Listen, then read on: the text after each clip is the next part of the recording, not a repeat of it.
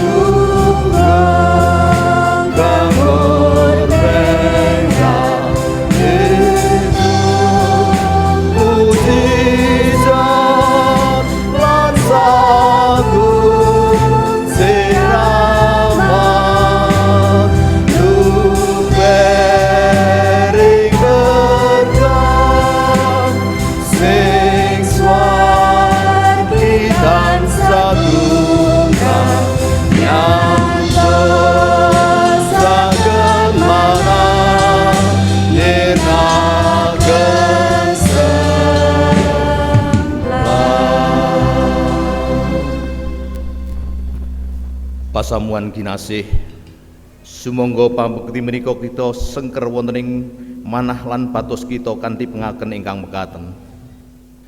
Sang Yewah ingkang sampun nitaken ngelangit kalian bumi menika tuing pitulungan kita. Amin.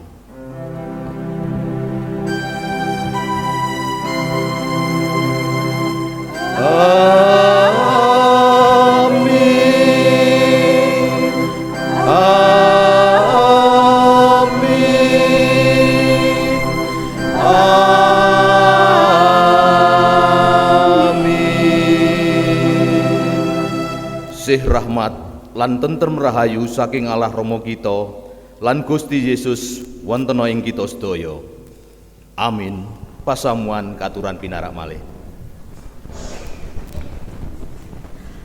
Pasamuan kinasih wanci menika kita lumebet tasih ing wulan paseksi lan peladosan minggu kaping kalih.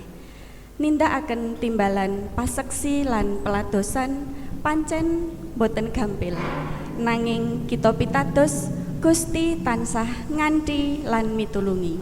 Mila awit saking berkayipun Gusti, monggo kita puji Gusti srana kidung pasamuan Jawi angka gangsal padhanipun setunggal lan kalih. Duh Pangeran.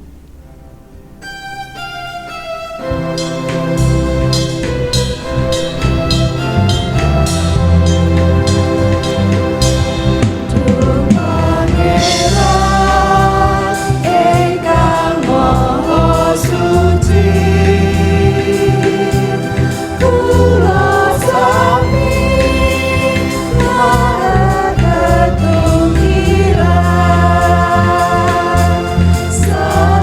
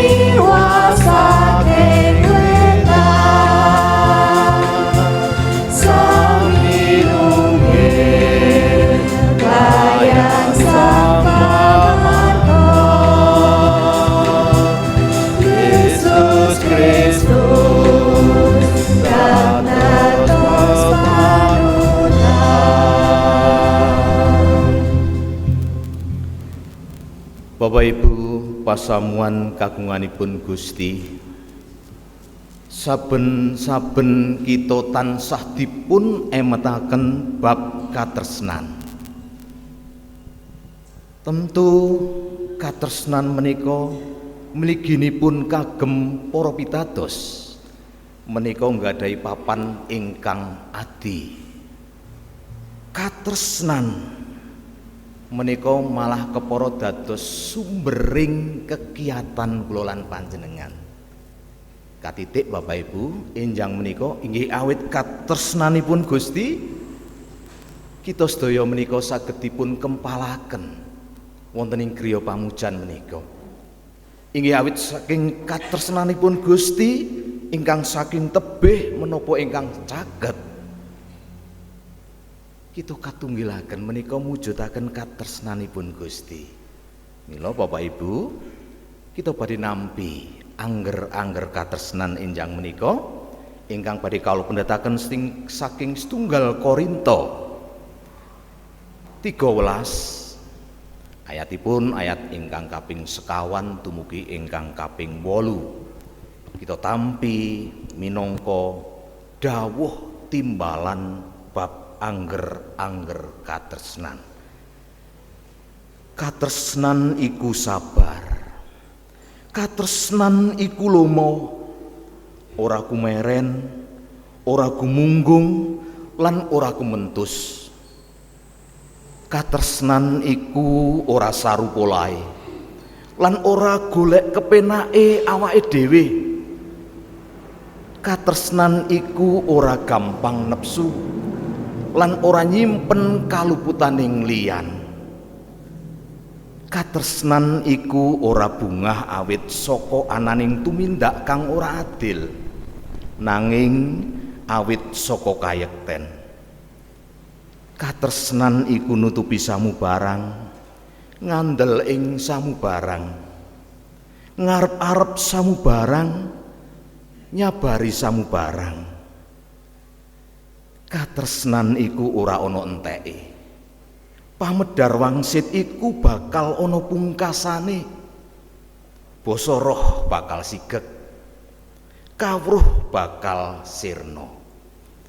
Bapak Ibu, inggih namung katresnan ingkang badhe langgeng wonten ing sauruting gesang kula lan panjenengan. Mila katresnan menika saestu saben-saben tansah dipun emutaken menika awit estunipun panci katresnan menika nggadahi papan ingkang adi wonten ing gesang kula lan panjenengan.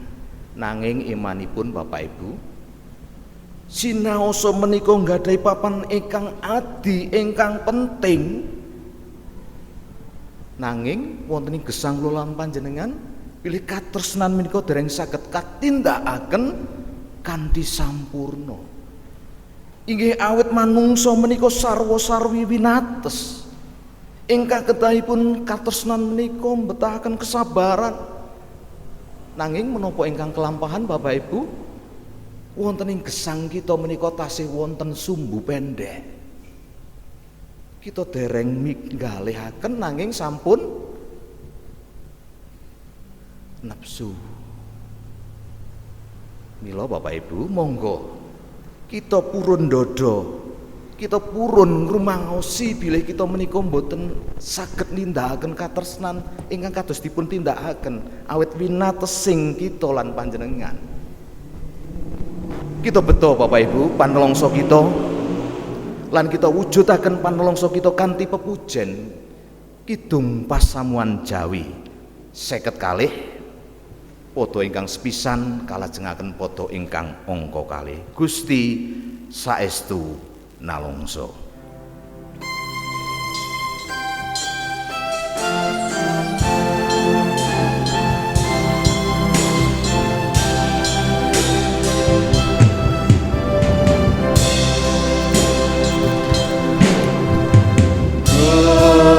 Gusti saestu kula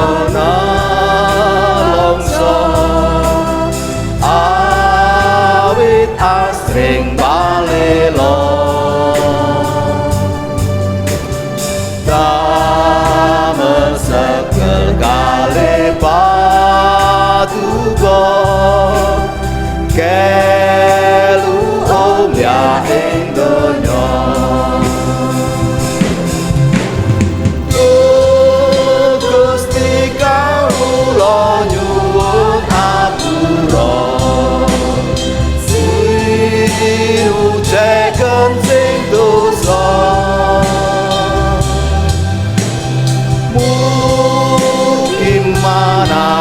kula kaenggalno mituba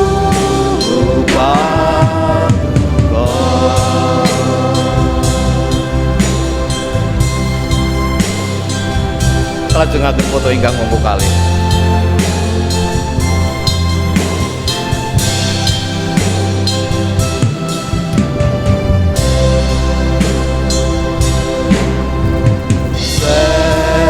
Sestu kula angraosaken awadening momotan ing awit paduka nulungi tan awrat babatisan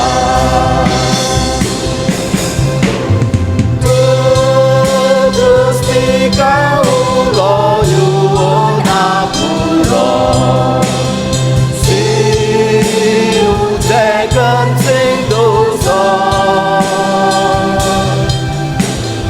mugi manah kula kaenggalno mituba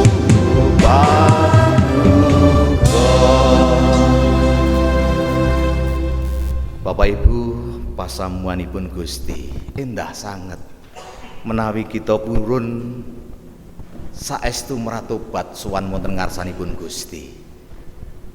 Gusti mboten badhe paring paukuman nanging kosok wangsulipun Bapak Ibu Gusti badhe tansah mitulungi lan nuntun gesang kula lan panjenengan wonten ing gesang candhaipun menika katitik lan kabukti Bapak Ibu nalika Gusti paring pawartos sih rahmat enjang menika. Dene pawartos sih rahmat enjang menika kita pendhetaken saking pangandikanipun Gusti Efesus 1 ayat 7 dumugi ayat ingkang kaping 8 kita tampi minangka pawartos sih rahmat saking Gusti. Sebab iya ana ing panjenengane kita kaparingan tebusan yaiku pangapuraning dosa merga saka rai manut gunging sih rahmate kang wis kalubarake marang kita kalawan sagunging kawicaksanan lan pangerten.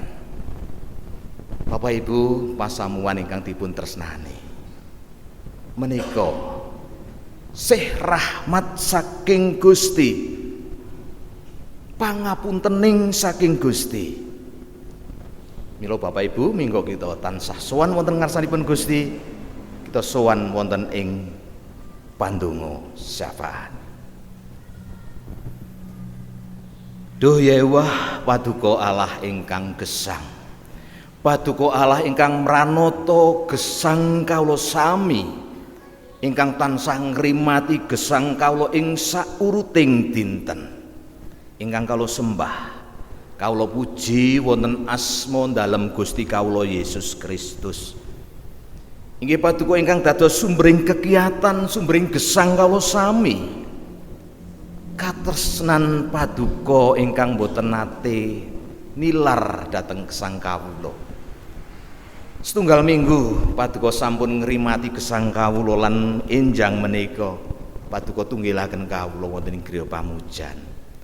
Menika inggih awit katresnan paduka menika mboten krana kapinteran kawula nanging sepisan malih katresnan paduka ingkang ageng sanget tumrap gesang kawula.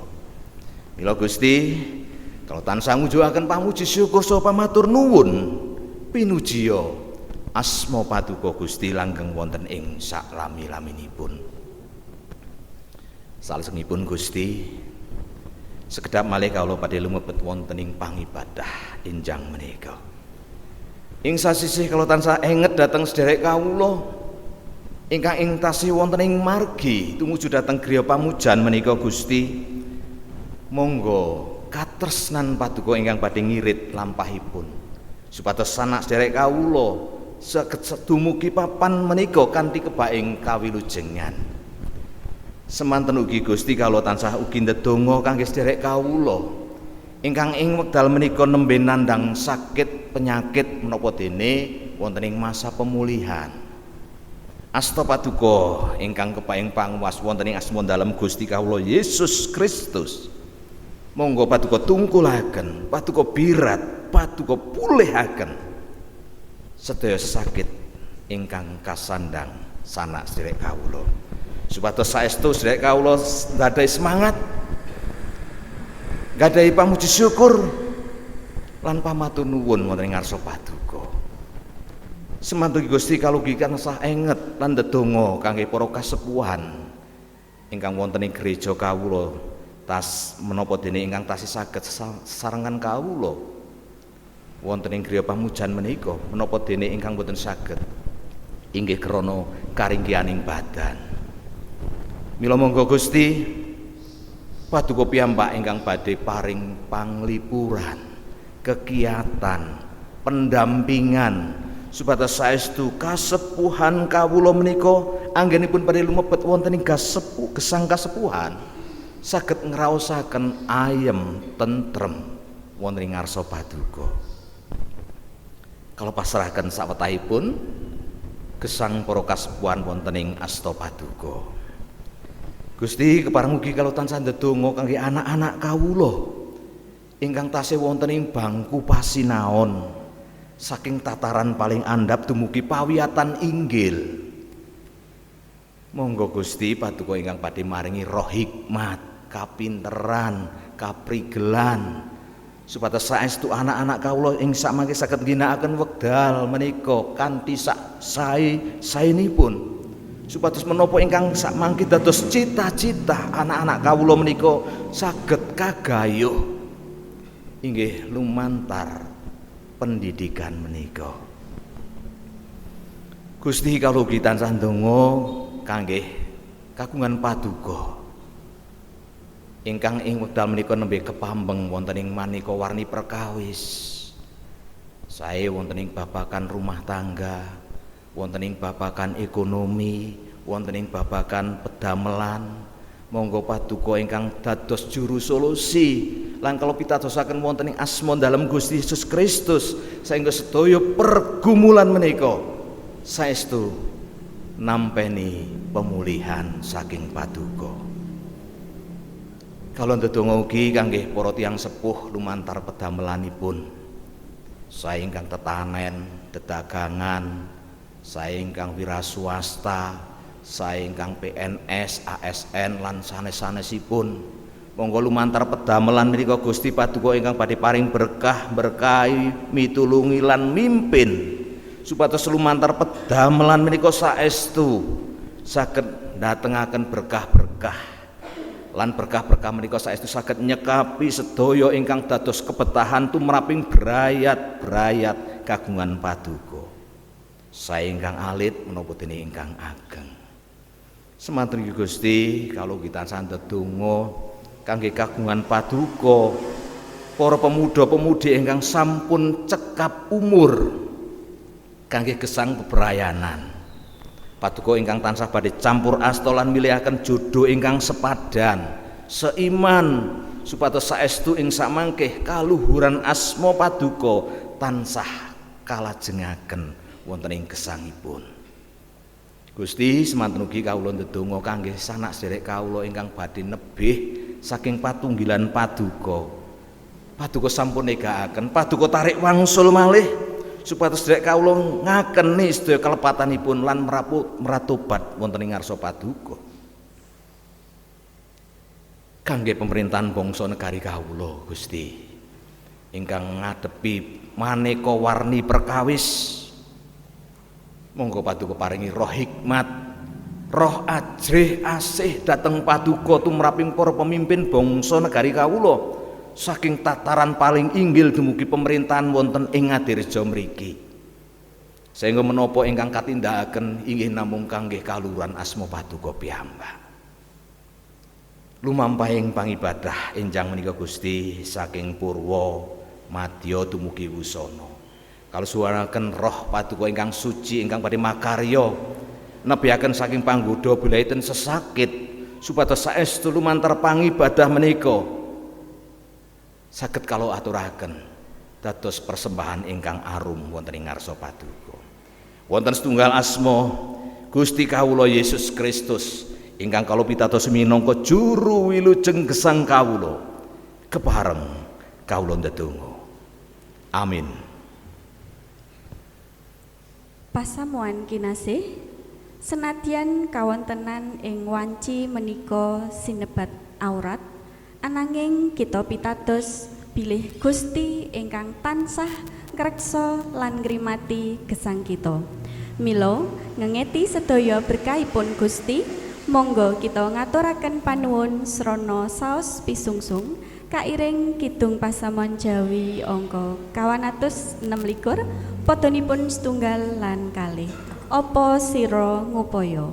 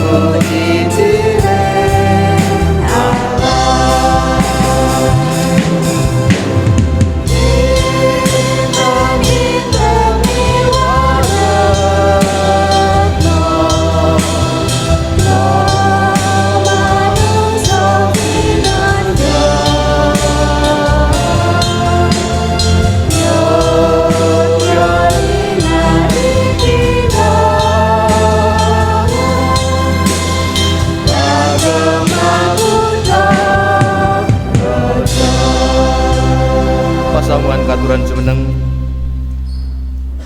kita caosaken pisungsung wonten ngarsanipun Gusti. Kanthi andhap asoring manah lan kebaing pamatur nuwun Gusti, kawula sowan malih wonten ing ngarsa paduka.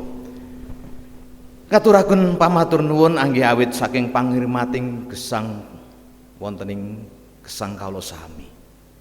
Lan berkah paduka ingkang sampun paduka paringaken dhateng kawula sami. Ngantos menawi kawula jujur Gusti, saestu kawula mboten saged ngitang berkah-berkah paring paduka.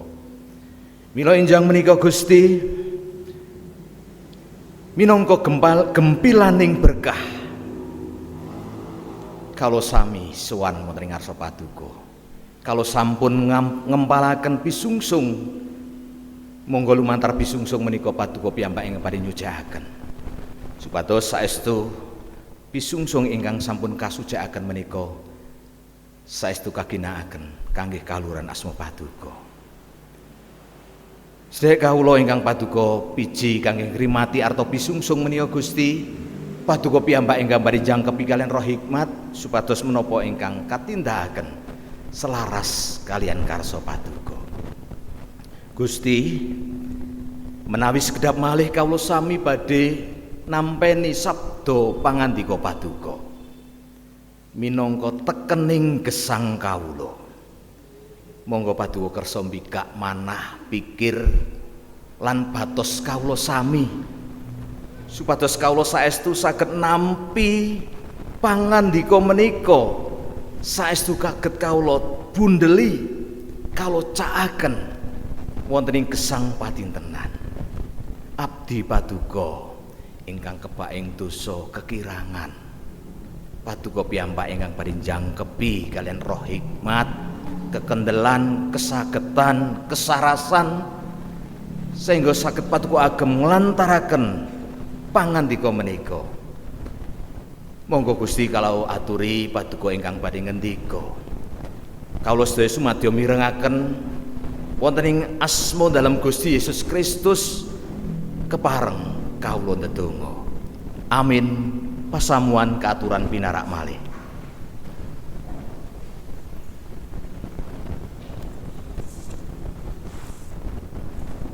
Bapak Ibu pasamuanipun Gusti ingkang kinasih, monggo kita sami nyawisaken kitab suci lan kita badhe mbikak sareng-sareng pangandikanipun Gusti enjang menika. Dene pangandikanipun Gusti enjang menika badhe kawula medhetaken saking Matius bab 9 ayatipun 3 doso gangsal dumugi ayat ingkang kaping 3 doso 8. Matius bab 9 ayat 3 doso gangsal dumugi ayat ingkang kaping 3 doso 8. Salajengipun kalajengaken ayat bab 11 ayat ingkang kaping 8. Bapak Ibu pasamuanipun Gusti ingkang kinasih, wonten ing perikop menika dipun paringi judul pasemon panen lan wong drep. Yesus tumuli tindak ndrajai saking kutha lan desa, memulang ana ing papan-papan pangibadah sarta nggelarake Injile kraton. Apa dene nyarasake saking lelara lan memolo. Bareng panjenengane pirsa wong golongan iku trenyuh banget penggalihe merga saka welas. Awit wong-wong mau padha katon sayah lan ora kopen, kaya wedhus kang ora ana pangone. Panjenengane banjur ngendika marang para sekabate, panene gedhe, nanging kang drep mung setitik. Mulane padha nyuwun marang Gusti kang kagungan panen supaya kersa maringi wong drep kanggo panenane iku. Kalajengaken bab 11 ayatipun ingkang kaping 8. Matius bab 11 ayatipun ingkang kaping 8. Menika wonten ing konteks Gusti Yesus nimbali para rasule 12. Ingkang mekaten pangandikanipun Gusti, wong lara padha warasna, wong mati tangekna, kabiraten najise wong lara, kusta, setan-setan padha tundungono. Kowe wis padha nampeni kanthi lelahanan, mulane wenehana kanthi lelahanan uga. Kalau badhe wangsuli malih wonten ing ayat 8 perangan B. Kowe wis padha nampani kanthi lelahanan, mulane wenehna kanthi lelahanan uga. Menawi wonten ing basa Indonesia dengan cuma-cuma, karena itu berikanlah pula dengan cuma-cuma. Karena kamu telah menerima dengan cuma-cuma, maka berikanlah pula dengan cuma-cuma. Bapak Ibu pasamuanipun Gusti ingkang kinasih, Shalom Bapak Ibu. Puji Gusti. Tasih wonten ing wulan paseksi lan wulan peladosan. Minggu menika kita lumebet wonten ing minggu kaping kalih. Dados tema ingkang dipun pendet nggih menika tema ingkang berkesinambungan. Saderengipun kula wonten ing tema Bapak Ibu mbok bilih kula badhe atur pitaken. Kinten-kinten tasih wonten ingkang mangertos Bapak Ibu utawi eling tema minggu kala wingi? Tasih kemutan mboten Bapak Ibu? Tema minggu kala wingi. Wonten? Nggih, tema kala minggu wingi ya menika bebadan Kristen minangka pirantos peladosan gereja. Mila tema minggu menika Bapak Ibu menika mboten tebih saking tema minggu kala wingi. Tema enjang menika nggih menika bebadan Kristen martosaken welas asih.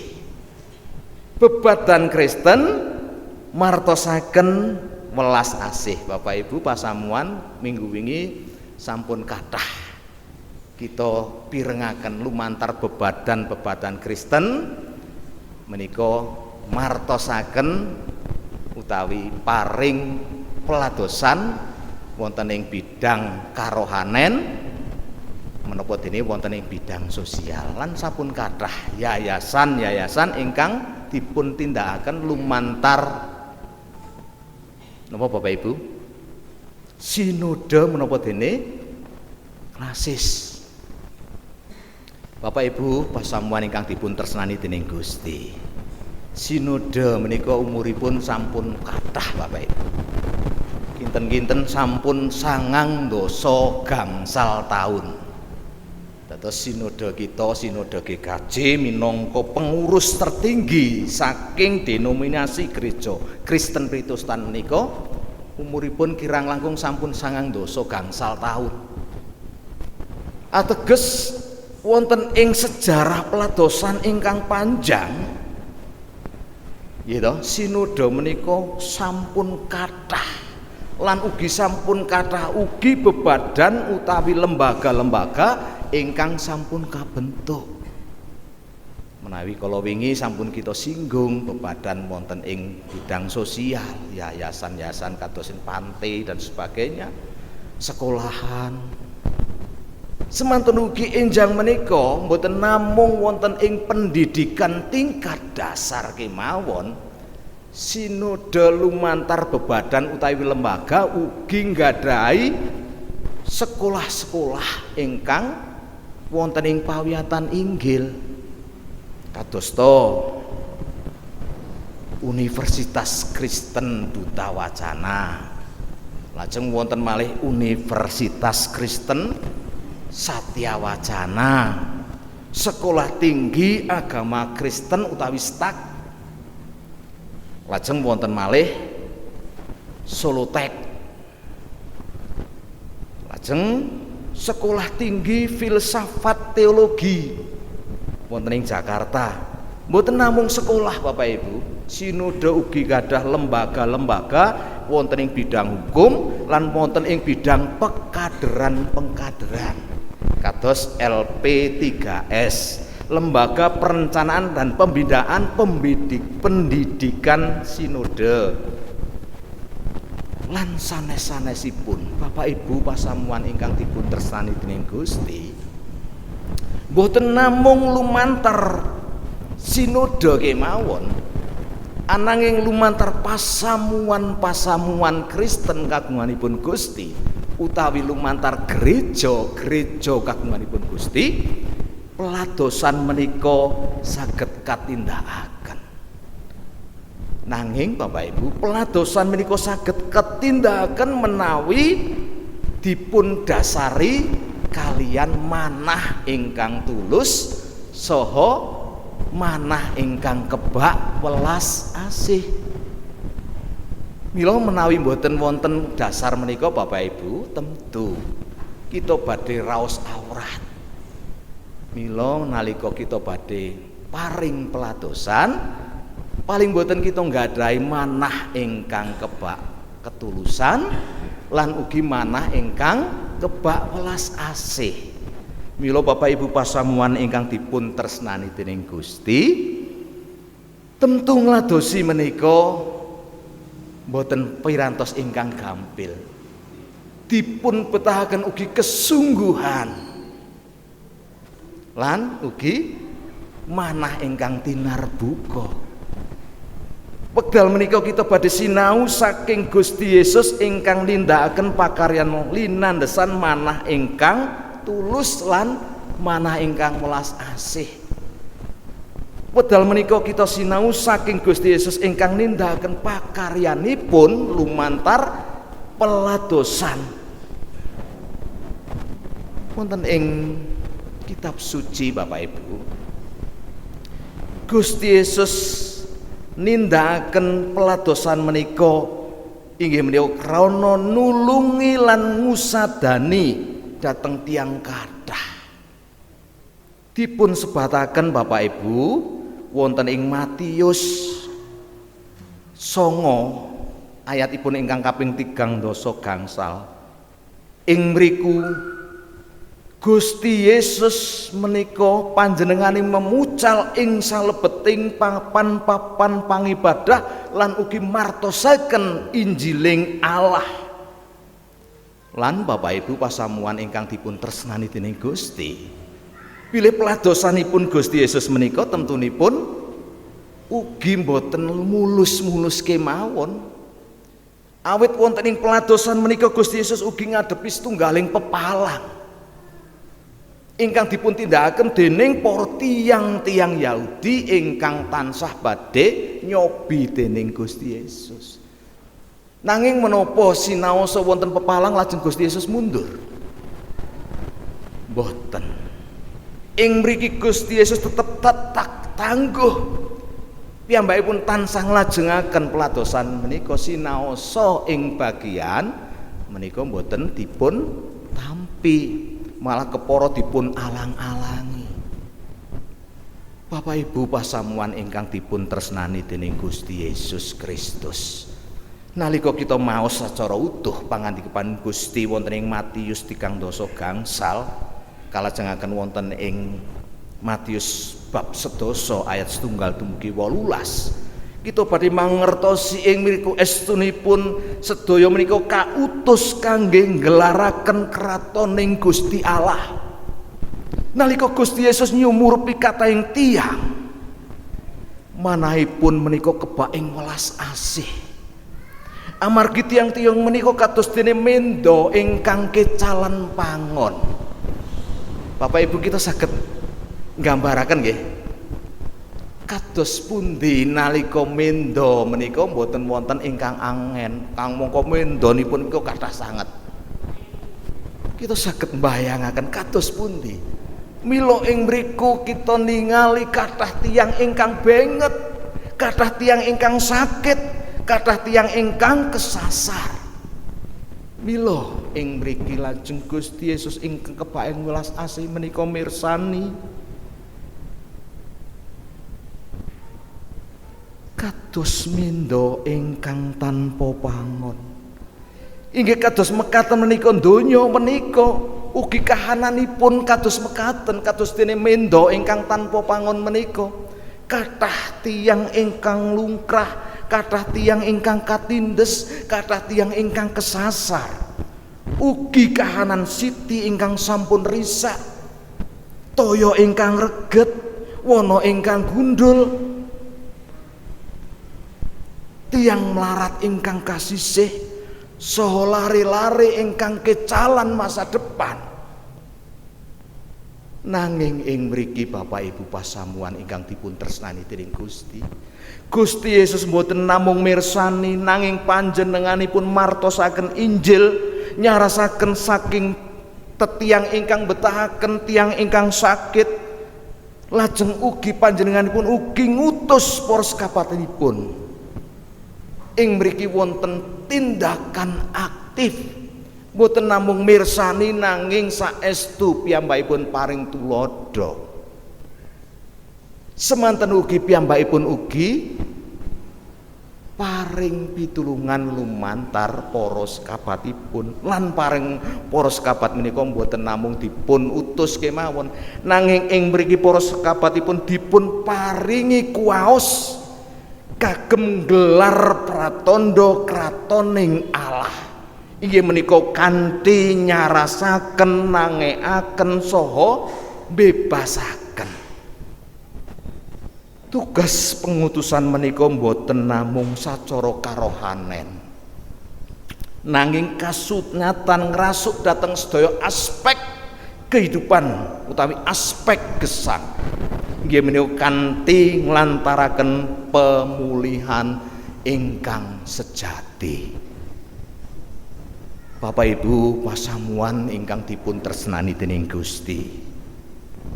Lan ing mriki menawi kita waos wonten ing Injil Matius 11 ayat ingkang kaping 8 bagian B, kanthi cetha sanget Gusti Yesus ngendika, kowe padha nampani kanthi lelahanan, mulane kowe wenehna uga kanthi lelahanan. Artine napa to, Pak? Kita menerima anugerah keselamatan dari Tuhan secara cuma-cuma, maka berikanlah pula anugerah ini kepada sesama secara cuma-cuma. Bapak Ibu ingkang dipun tresnani dening Gusti, mila katresnan, karahayon lan kawilujungan menika minangka sih rahmatipun Gusti. Mila ing mriki kita dipun utus supados purun maringi malih boten kanthi serakah nanging kanthi lomo, boten kangge ngrebat nanging kangge ngladosi, boten kangge ngrisak nanging kangge mbangun lan nguripi. Bapak Ibu pasamuanipun Gusti ingkang kinasihan, gereja utawi pasamuanipun Gusti ingkang gesang menika ugi dipun sebat griyanipun Gusti. Gereja menika minangka kepalanipun tiang-tiang ingkang beriman. Gereja menika kepalanipun tiang-tiang ingkang mitatosipun gesang dhateng Gusti Yesus. Gereja ugi ingkang dipun sebat minangka saliranipun Gusti ingkang gesang. Mila Bapak Ibu, gereja menika ugi dalemipun Gusti. Ing dinten menika Gusti Allah miji kita lan ngengetaken dhateng kita, ngengingi jati diri kita. Inggih menika minangka umat prajanjian ingkang nampi sih rahmat lan kautus kangge nglajengaken utawi nglantaraken kratoning Allah. Jagat menika bumi ingkang dados papan panguripan kita. Menika griya kagunganipun Gusti, menawi bumi menika risak, menika ateges kita ugi ngrisak wismanipun Gusti. Menawi kita nglirwakaken sedherek kita ingkang nembe nandhang sangsara, temtunipun kita ugi nglirwakaken rawuhipun Gusti. Mila Bapak Ibu pasamuan ingkang dipun tresnani dening Gusti, gereja menika boten namung papan pangibadah. Gereja menika minangka umat ingkang gesang miturut sesambetan ingkang leres. Inggih menika ingkang tansah nyawiji wonten ing katresnan lan wonten ing kastyanipun iman. Mila Bapak Ibu, nalika kita menika minangka umat ingkang gesang, kita kedah nggadahi sesambetan-sesambetan ingkang sae lan leres kalian ingkang sepisan. Kita kedah nggadahi sesambetan ingkang leres lan sae kalian Gusti Allah. Tegesipun umat tansah midhangetaken lan mituhu dhateng pitedhahipun sarta gesang ing sih katresnanipun. Ingkang angka kalih kita ugi kedah nggadahi sesambetan ingkang sae kalian sesami. Artosipun bilih umat menika kedah mbangun keadilan, nambani tatuning gesang lan dados berkah tumrap sesami. Ingkang boten kalah pentingipun kita ugi nggadahi sesambetan ingkang sae lan pas kalian titah.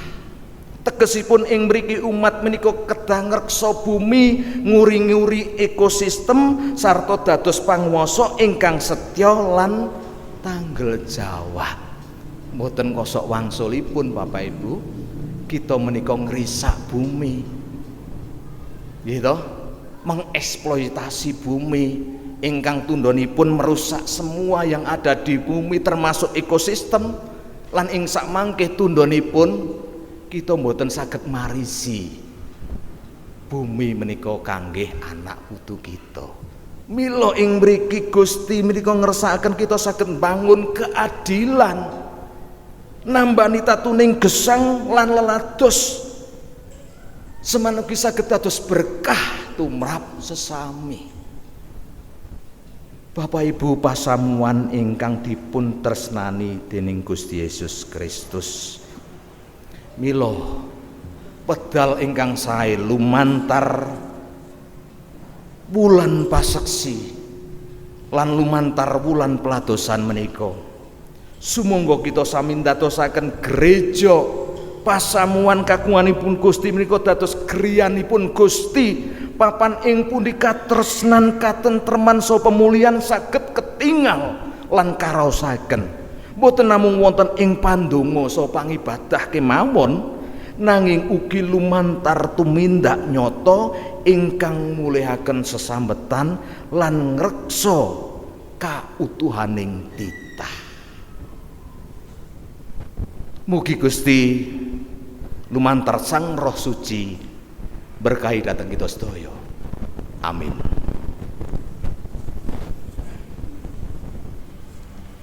Wedal ning kangge kita ngraos-ngraos pangandikanipun Gusti.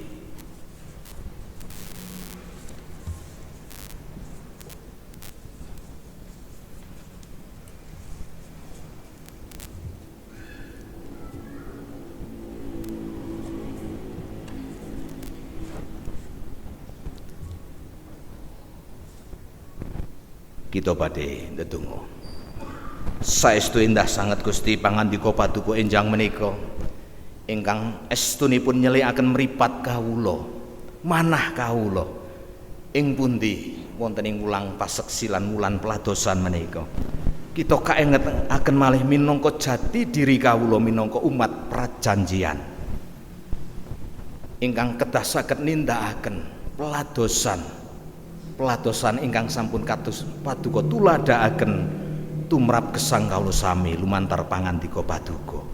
Mila monggo Gusti Roh Suci ingkang badhe makarya nyagetaken kawula sami nindakaken menapa ingkang kados paduka kersakaken.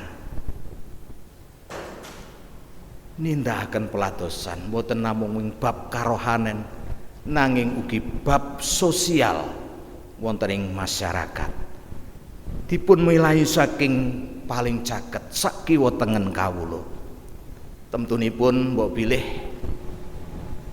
mboten namung bab bondo donya ingkang dipun petahaken nanging katresnan ingkang sanyata. Mila monggo Gusti saestu kalau tansah nyadong sih pitulungan paduka.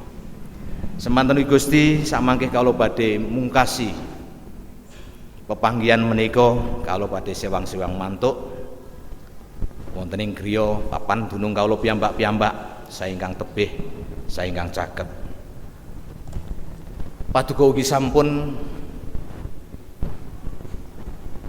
paring pitulungan dhateng kawula lan paduka ugi sampun ngajar dhateng kawula tumrap bab pandonga.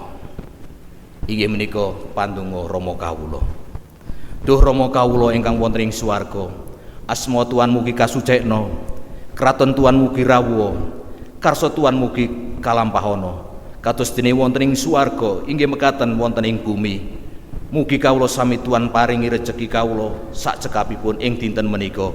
So Tuhan mugi ngapunten sakataing kalepatan kawula, kados dene kawula sami ngapunten ing tetiang ingkang kalepatan dhateng kawula. Menapa malih kawula mugi sampun ngantos sami katandukaken dhateng panggoda. Mugi sami Tuhan uwalaken saking pangawaing dursila. Awet dene Tuhan ingkang kagungan kraton sawisesa tuwin kamulyan langgeng ing saklami-laminipun. Amin. Bapak Ibu pasamuan kaaturan jumeneng,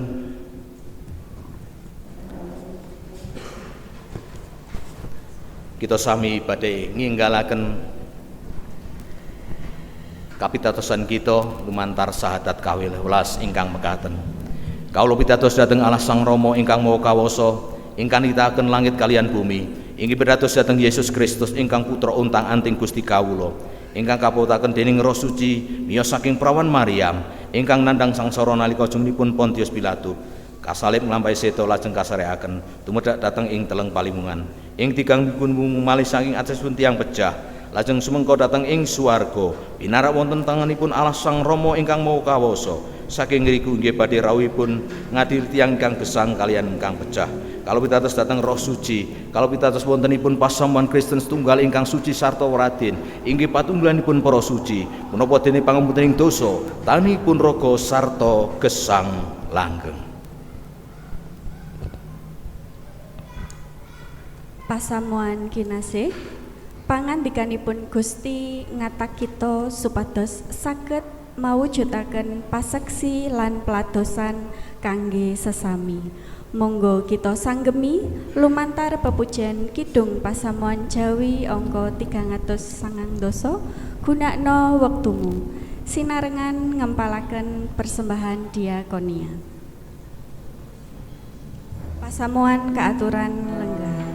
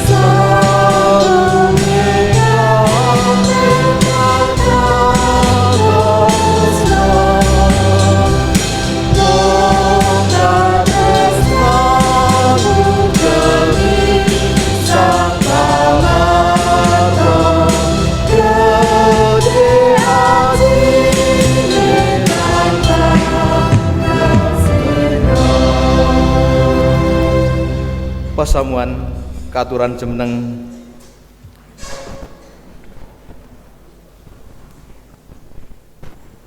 mengkero saking papan pamujan menika netepi timbalan paseksi lan ledos kanthi nampeni berkahipun Gusti Allah. Pangeran Yahweh maringi berkah dhateng kita. Pangeran Yahweh nyunaraken cahyaning wetanipun lan maringi sih rahmat. Pangeran Yahweh nungkulaken wetananipun dhateng kita lan maringi tentrem rahayu. Sakmenika dumugi ing delahan. Amin.